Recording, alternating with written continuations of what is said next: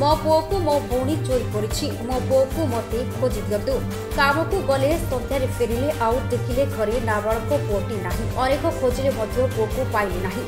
सूचना मुताबक चरंपा कंटामाल अंचल रहुथिबा आदिवासी बस्ती रे रवींद्र मुंडा दिन मजुरा भावे कार्य करती।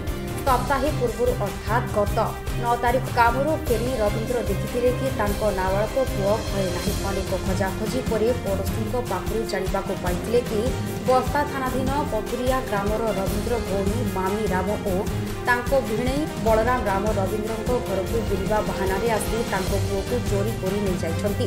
तेबे रवींद्र जानिबा परे भौणी घर को जाई खोजाखोजी मध्य करथिले और सेठी मध्य पाइ नथिले, किंतु सेठिकार लोके रवींद्र पुओ को सेठारे बुलुथिबार देखिथिबा मध्य रवींद्र को कहिसंती। रवींद्र प्रतिज्ञा अनुसार नानी को पचारिबारु पुओ तांको पाखरे नथिबा कथा कहउछंती रवींद्र को भौणी और भिणई। तेबे एने आमे थाना रे अभियोग करछु आम पुओ को आम पाखको खोजी आनि दियंतु एवं आम पुओ को जी आम पाखरु चोरी करछंती तांको मध्य उचित दंड विधान पाई थानाधिकारी को गुहारि करछंती रवींद्र को परिवार सह पड़ोशी। दिन रे से 5 जण आसीथिले आसिकी बाप माँ को जणै नांती ताकू नै गले तापर गां वाला नै गले मो पुओ को नै गले। आपण कोड जायतिले? हम काम को जायतिले। काम केतले पेलो? 7टा बेले। तरी कोन देखिलो? देखिला बेले को पुओ नांती गां वाला कहले जे हां तुम पुओ को तुम नानी माने नै जाइछंती। अच्छा मिनी राम मो नानी ना से नै जाइछंती नै जाइछंती आ तापर आमे फोन करके जणे सेठी गां को फोन करी जणेला परे कहले जे हां छुआटा एटी अछि। तापर किछि दिन परे तापर फोन करला परे कहउचंती नाहंती। को जगह को तांग नानी घर कोठी कोठी जाइले आपण? ये पथरिया बस्ता सेठी जाई देखितले? हां कोन कहले लोक? कहले जे तम पिलाटा हजि जाइछि। आपण जानिले कि सेठी थिला बोली तो नानी घर पाखर कोड खबर पाइले?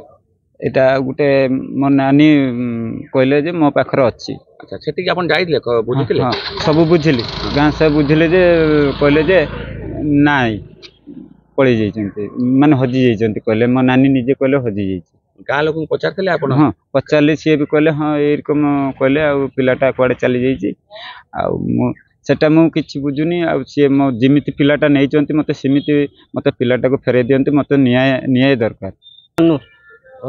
घर चरंपा भद्रक। कोन हिच काहे थाना को आसले? सर से काम माने काम को मां बा जाइथिले से के थिलेनी घर बाहर तांको नानी आ तांको भिणी आ बडराम से तांको भिणी को ना आमे भी सब काम जाइथिलु। आसाले पर जाना पइला कि माने तांको पुओडा को से नै जाइछन। आमे गां रे पचरा पुचरी गलु पचरा पुचरी कर साला पर जानते पाइलु कि माने से सब नै जाइछन। फोन गलु फोन कर सारे कहले कि हां आमे नै के आसछु।